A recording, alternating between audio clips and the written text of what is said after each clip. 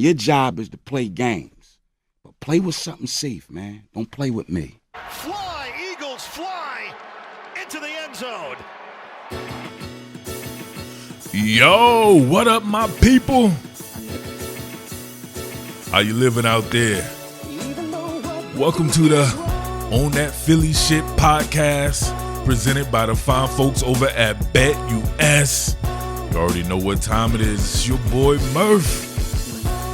The Brewery Town bad guy is in the building, baby.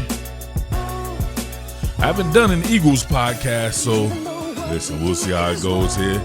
Listen, it's a podcast, but every once in a while, man, you gotta be tapping in. It's a visual podcast as well, meaning I might hop in on certain segments and get to breaking down certain plays or certain things that I'm thinking about. But other than that, man, I get to take a wider approach, because you know how people be, right, when I be on my joint, right? Because I don't know, man, on the internet, right? The internet is wild. People think because they watch your material or listen to you or whatever, like they have ownership stake in it or something, right? I had a cat was telling me, he was like, man, I was watching I like watching your joint, man.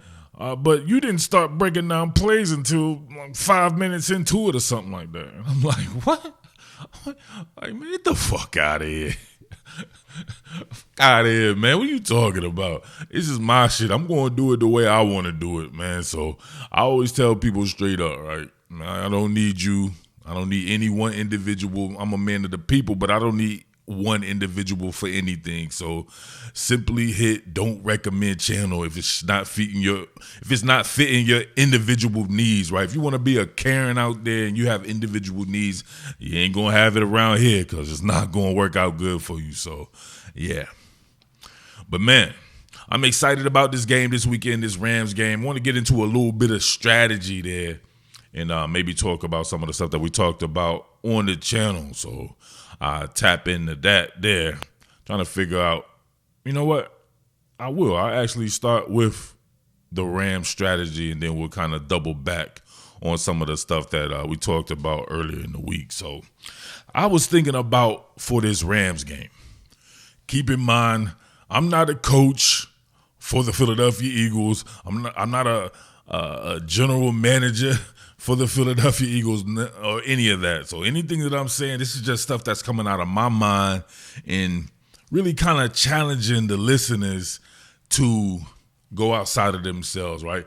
I try to create a smarter fan. That's why I will come with these things the way I say, hey, give me some feedback on this. Let's talk about this strategy. Let's not always be down with the go along, get along game bullshit out there. Let's not always be on a group think parroting shit that you see on the internet. If you see, I would have to imagine, listen, I don't know, right? Maybe it's not the case, but because I don't watch anybody else in the media, and I'm being 100% accurate. I don't watch any football stuff. Only thing I watch on football is the actual games. Straight up. I don't have any desire to watch anybody else talk about this sport. So I may not be informed on certain things. Maybe that comes with that. But one thing that I am informed on is I have my own opinions. So my analysis is coming from my brain. It's not coming from what anyone else thinks. So if it differs from what someone else thinks, I don't give a shit. You know what I mean? What that man eats doesn't make me shit. You feel me? So I like strategies based on personnel. Like, meaning, yeah, we do certain things really good, right? If we can hop in base personnel, I don't think anybody can run the ball on us, right? If we're in that base 34 alignment, right, 3 down linemen, 2 edge outside linebackers, nobody can run the ball on us, right? Or very few people can run the ball on us consistently, right? So it's going to be somebody who's able to do something. However, when we start working in the subgroups, then it's like, can we continue to stop the run? Can we continue to stop the run? Or does it really even matter at that particular point in time, especially when you're talking about specific teams? Now, the Rams are a team that really likes to work out of 11 personnel, and they're a team that attacks the middle of the field, I think, as good as anyone in the entire sport, if not the best, because they have 2 guys that they trust on the inside, one being the great veteran Cooper Kupp, another being my man Puka Nacua, right? Both of those guys on the inside are absolute animals. So when you're thinking about that in a team that can get explosive plays from the middle of the field and also has guys like Demarcus Robinson, you have running backs Kyron Williams and these guys who can get out there, Tyler Higbee at the tight end position. They can stretch the field horizontally with the best of them, and they can get vert when necessary as well. And they have a quarterback who can throw vert and can throw period with the best of them. One of the best arms you'll ever see in Matthew Stafford. Now, I recognize it's a team we've already beaten, but it's the playoffs, right? Anybody coming in there thinking that whatever you did in the regular season matters right now in the playoffs, yeah, you don't have any knowledge of the sport. Man, you don't have any experience with the sport. Each game is its own entity. So they could come out with an entirely different strategy. And to me, the team that lost, to me, usually has the upper hand because they're like, well, I know I have to do something different. When you won, you're like, well, I can do the same thing and this happens. But what happens if they're doing something different? You have to be able to go outside yourself and be able to win in different fashions. If you feel what I'm saying there. I would like to see the use of dime and dollar personnel on defense to combat that. Now, what is that? For some of you people out there who may not know, obviously what I said before, right? Base 34, you have your 2 off-ball linebackers, and you have your 5 men on the line of scrimmage. 3 down linemen, 2 edge outside linebackers, which would be your edge outside linebackers will be obviously Josh Sweat, stand-up position, Nolan Smith on the opposite edge of him, or Bryce Huff or Jalix Hunt. And the down linemen from your 0 technique would be Jordan Davis. And then you would have your 3 technique like a Milton Williams and your 5 technique like a Jalen Carter. Those guys are very much interchangeable. Then you start going to your subgroup. You have to take out one of those guys. It depends really how you want to do it, but usually you would take out one of those guys. You run to a 4-man front, and then you bring in an extra defensive back. We mostly run out of nickel personnel. So even though we're a 3-4 based alignment, we run nickel personnel. You'll still get those 2 edge outside linebackers who normally stand up and do their thing, meaning they're going to have a triple threat position. They'll work the flat, they'll get after the quarterback, or they can drop in zone coverage or be in man coverage, flex off the line of scrimmage. They have to do a lot of shit, so they're still linebackers. Whereas your traditional 4-man front, you would have a defensive end who's going to have his hand tethered to the dirt and get after the quarterback most of the time. When you're a linebacker in a 34, outside linebacker, inside linebacker, your duties are a little bit more vast. So, or not necessarily the off-ball linebackers, inside linebackers, but definitely the edge players there. So when you bring in that nickel, which would be Cooper DeJean, you're trying to match up with guys who are running a little bit, more speed personnel, which would be 11 personnel. You can match up as well, depending on how that guy can tackle, because you still have 2 off-ball linebackers usually in your nickel, which would be traditionally N'Kobe Dean, right? The hall monitor. God bless that brother right there. Allah Akbar. My man doing his thing. I hate to see him with that injury there, man. He was absolutely balling. We talked about that earlier in the week. And, of course, Zach Baum. And now we'll have Jeremiah Trotter and Oren Burks in the place, rotating in N'Kobe Dean's place. So 2 linebackers, you should still be able to combat the run there. It should be nothing. And, of course, Cooper DeJean, one of the better tacklers on the team, really makes the scheme fit. I want to see oftentimes one of those linebackers, not one of those linebackers, I want to see either Trotter or Oren Burks taken off the field and replaced by Isaiah Rodgers. And I'll show you what I mean right here. Now, here we go. In this particular lineup, we had Nolan Smith at a wide 9, a super wide 9 here. Josh Sweat was in the game. You have Moro Jomo here at a 3 technique. And then at looks like a 2-eye, you had Milton Williams. So Jalen Carter wasn't in the game, but there's your 4-man front. And then you had Zach Baum. Zach Baum should never leave the game. Right? He's got to be, and everybody else can lead the game except Zach Baum, right? Matter of fact, I don't want Zach Baum to ever lead a game. I don't ever want Chauncey to lead the game or Reed Blankenship. Those three, the rest of them can be interchangeable to me, right? To be except Quinyon Mitchell, right? He always needs to be right here. So those 4 players, right? I'm gonna keep naming people and keep adding them on until the entire lineup has to stay there. But Zach Bond definitely don't leave the field off the second level here. But as you see, you have Cooper DeJean here. And you have Isaiah Rodgers. Now, keep in mind, there's still Darius Slay and Quinyon Mitchell here. So you would have to do that, all right? This is just for the people who don't know, right? And if you do know, I always say this, why are you watching me anyway? That's some of the weirdest shit ever. Like I said before, I don't watch nobody talk about the sport, and I definitely wouldn't watch anyone break it down. If I'm some type of know-it-all, I'm trying to reach the people who want to learn about this sport. So I'll be able to convey my experience playing the sport to those people.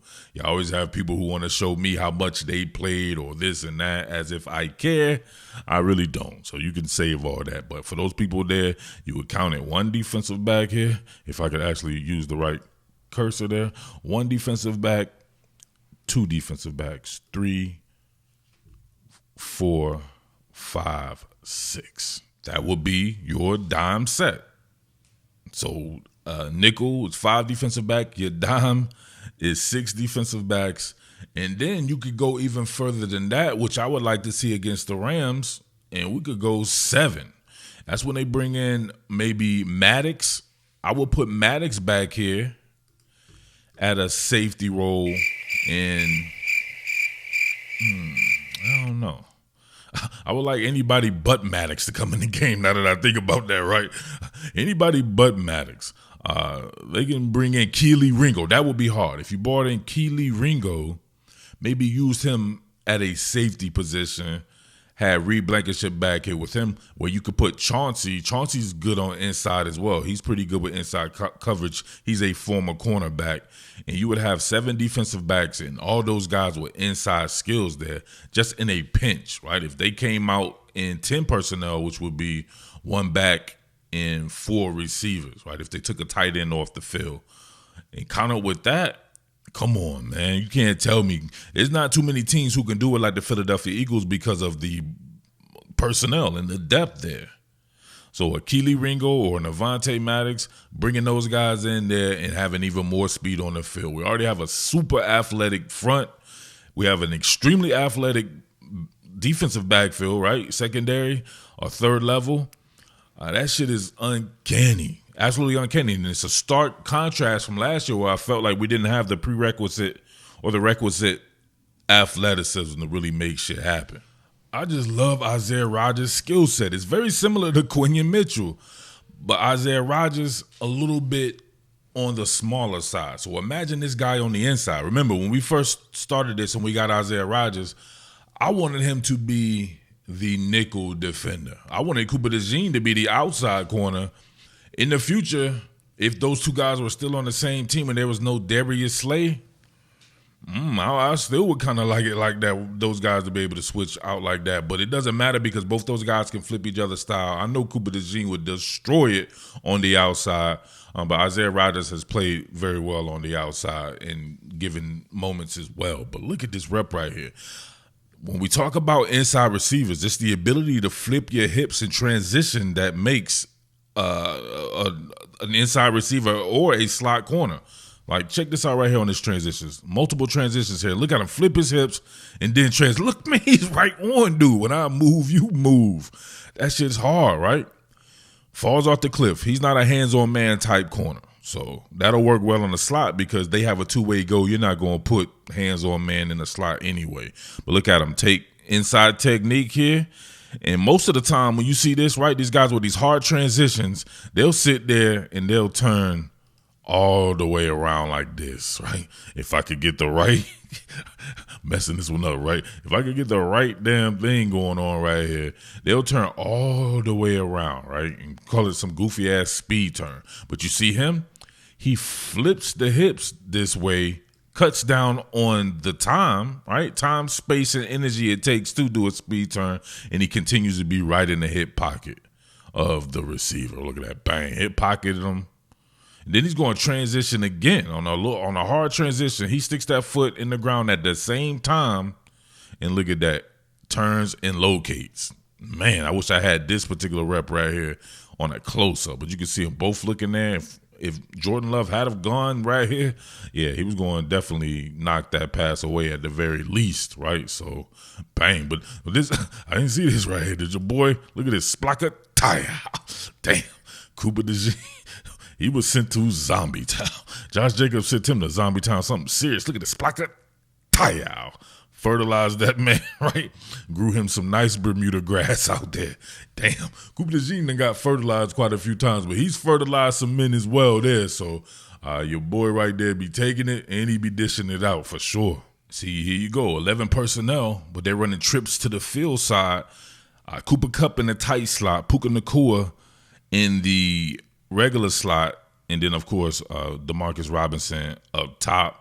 They have other guys that they could put up top as well. Tyler Higbee, nub side, flexed off there. So you got guys like this. Your two most dangerous guys are on the inside. It should be Cooper DeJean and Isaiah Rodgers across from these guys.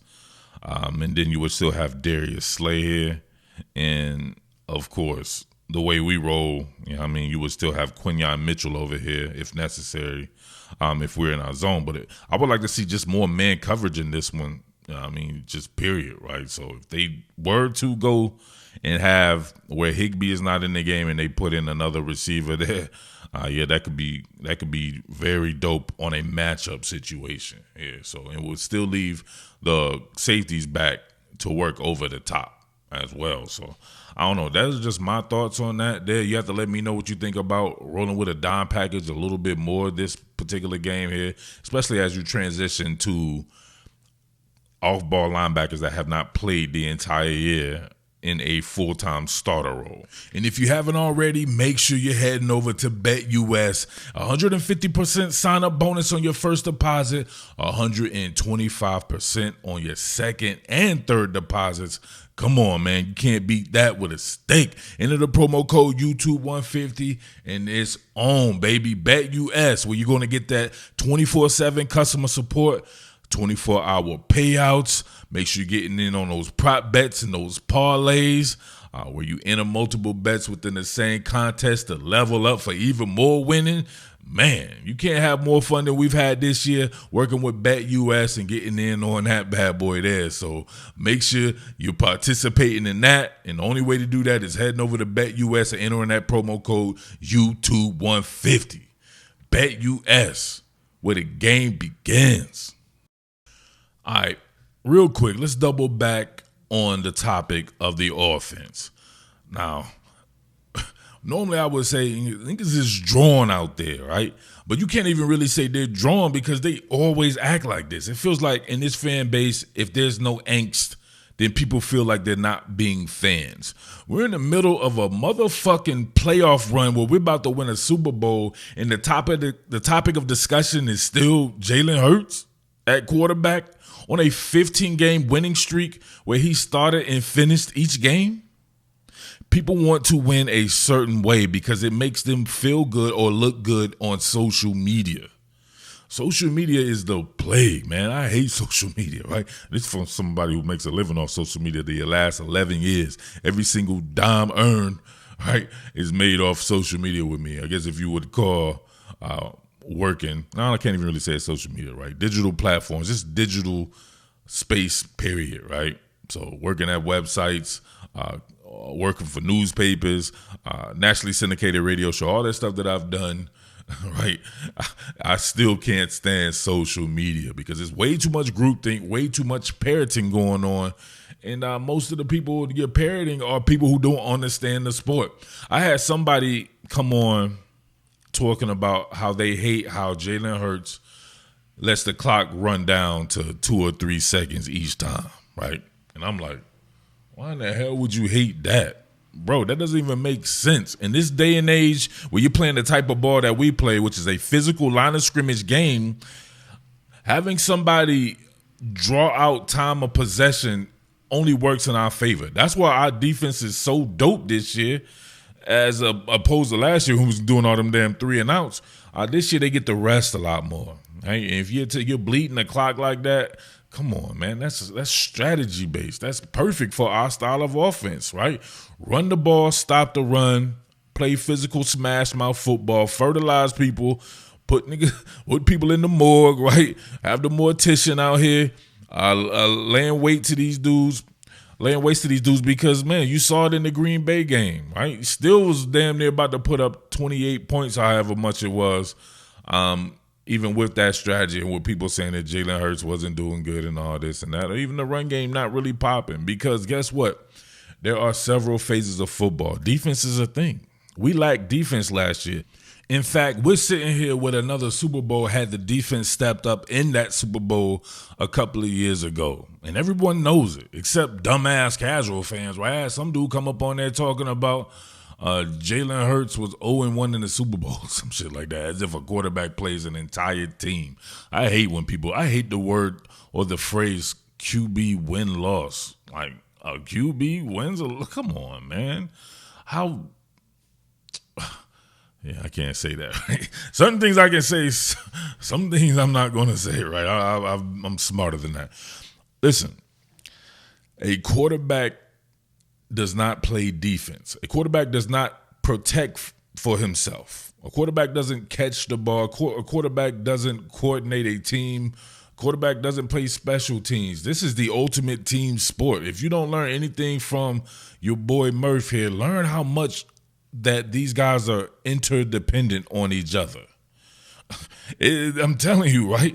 You can have the dopest quarterback who has some bullshit-ass pass protection and he'll look inept. Or he'll have some weak-ass weapons and he won't be as good as he is, right? If everybody knows this channel here, they know a big part of this channel was Baltimore Ravens coverage, and specifically coverage of Lamar Jackson. I fought the good fight for that dude.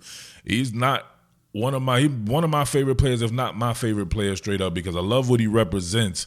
And to me, he represents something that a lot of people out there can't wrap their brains around. So they wanted to always tell me how he was too dumb. He's too dumb to play quarterback, Cletus. He needs to switch positions. He needs to be a receiver or something like that.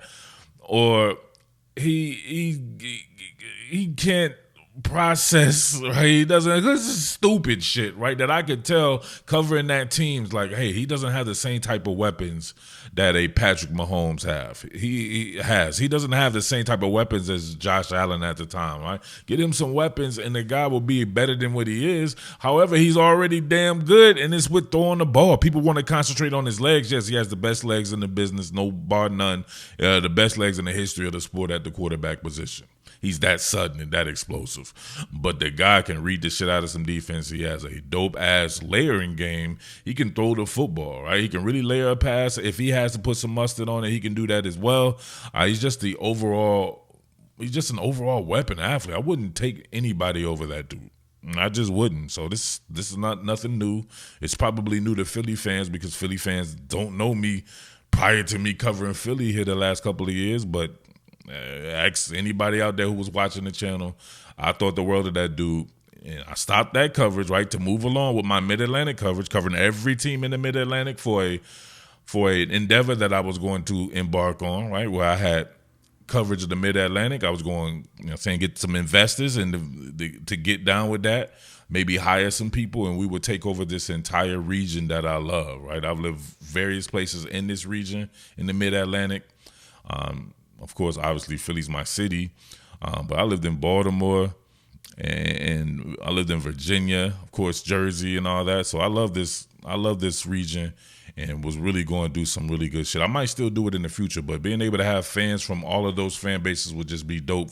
Was something in my brain to be able to make that collective happen there. So, but with that being said, yeah, people were still saying the same goofy shit about like Lamar Jackson, right? Now people try to say Jalen Hurts has everything that a quarterback could want and all this and that. When I'm thinking, he also has the best win percentage too. So whatever you try to dismiss from this guy or try to diminish his or discredit him, he wins. And that's going back. People love to go back with him in college. He's in his 5th year in the NFL. People are still talking about his time, and not even in Oklahoma, just at Alabama. They want to still talk about Alabama like he didn't end up going. Even when he was there, he was the SEC Player of the Year. SEC Offensive Player of the Year at Alabama.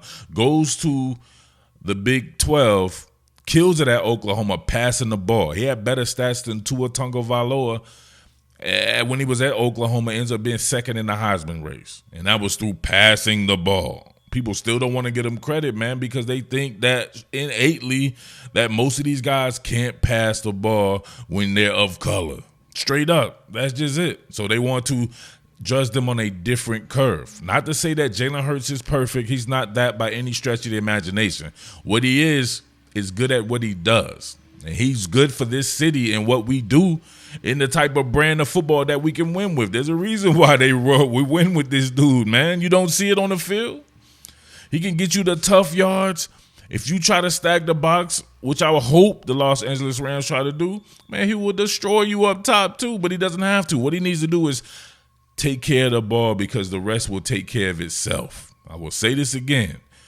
Your man said that it's not about who makes the most plays in playoff football. It's about who makes the least mistakes. And that's what we're doing this year. We've cut down on the mistakes, and we're really tough to beat. Now, people want to take off on teams, beat them by 100 points. I even had some dumbass come up on here talking about, oh, we're going to destroy the Rams and all this and that. I'm like, yo, respect the game, man. You don't ever predict blowouts. If it happens, it happens. But come on and respect the game. These guys are playing football as well. They're in the playoffs. They just beat the shit out of the Minnesota Vikings, who everybody told me would beat the shit out of the Philadelphia Eagles.